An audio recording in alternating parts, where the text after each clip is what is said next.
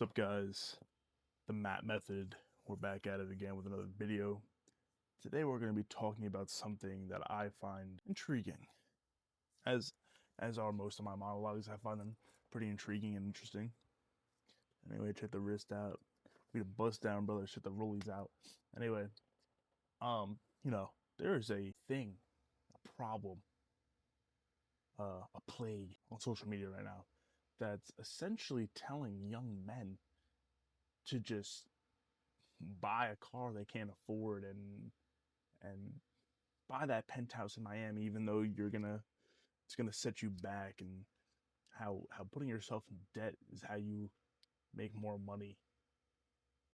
It's just not true.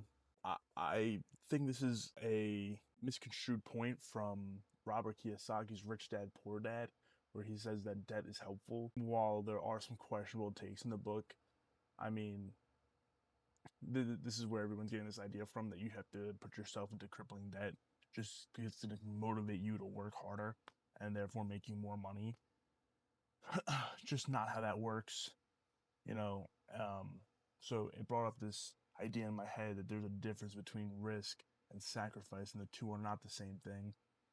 And I feel like everyone is take that risk, Mister. Take that risk. Oh, I'm a road runner. I'm gonna take that risk. I'm gonna risk everything and bet on myself. And that's great. You should believe in yourself. Um, but the difference between risk and sacrifice is that risk, your upside is unlimited, but so is your downside. We said again, with risk, your upside is unlimited, but so is your downside. The thing that makes risk so appealing is that you don't know what you could gain from taking a risky bet on yourself.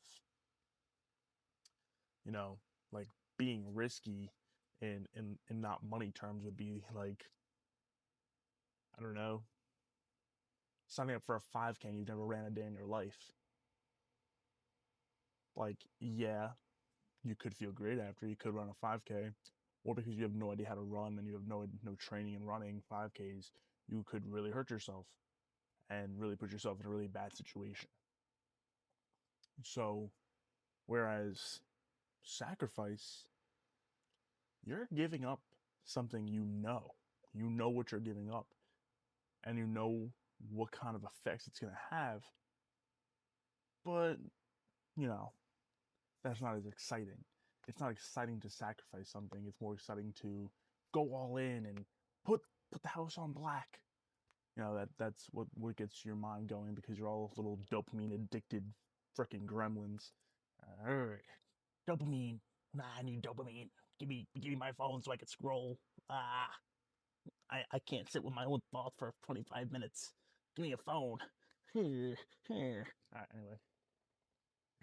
Yeah, so sacrifice is doing something that makes you uncomfortable because you know that in the long term it will pay out.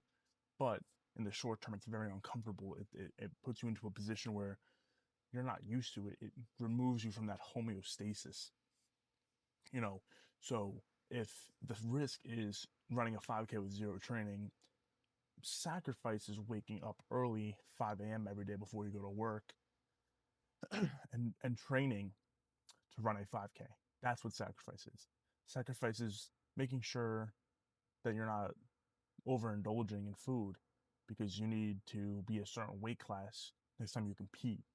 Sacrifice is, maybe not going out on the weekends with your friends because you need to um, put in some extra work on your business that you're building because you don't have time during the week because you have a job. You have a real 9 to 5. So you need to sacrifice time with your friends and sacrifice fun in order to build a business so that you can escape the 9 to 5. And I watched this video shortly before recording this video that I'm making now. And essentially what it was saying was that if you were to put 1 hour a day into, a skill, into a business, into a sport, you would be in the top 5% of that category of people. If you spend an hour a day learning how to edit and make YouTube videos, you'd be in the top 5% of YouTubers. Or if you were spend an hour a day grinding basketball, you would probably be in the top 5% of basketball players within a year, maybe even shorter, because everybody learns at different rates.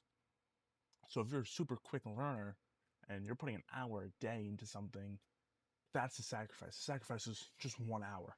You start with 1 hour, and then one of two things will happen. You'll realize that, wow, all this takes is 1 hour a day, and I could be in the top 5%, you know, and you're like, wow, this is motivating. I want to do 1 hour every day. Makes me feel good. I feel great. I'm getting better. But the other alternative is you can't stick with it because 1 hour a day of doing the same thing for an hour every day is boring to you. And like I said, you're a little dopamine addicted gremlin and you can't do it with your own ability.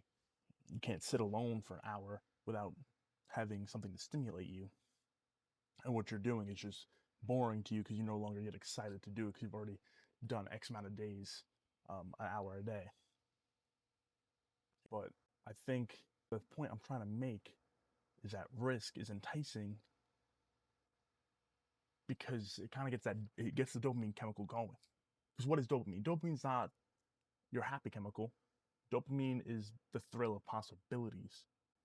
That's why gambling is such a dopamine inducing activity because there's endless possibilities. You pull a lever and your slots go and you could win a billion dollars or you could lose whatever you put in.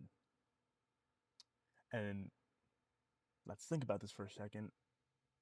Increasing your risk doesn't necessarily increase your reward. I could put $1,000 into the slot machine, pull that lever, and yes, my reward is technically higher than if I were to put $100. But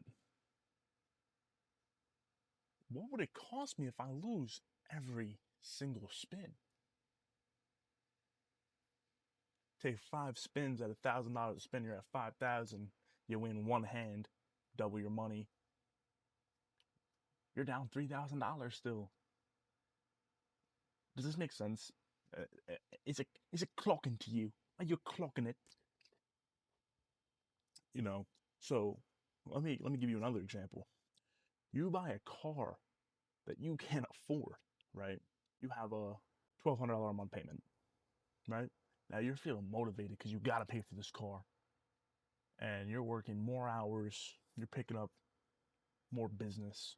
You're just trying to do more and more and more. But here, stick with me.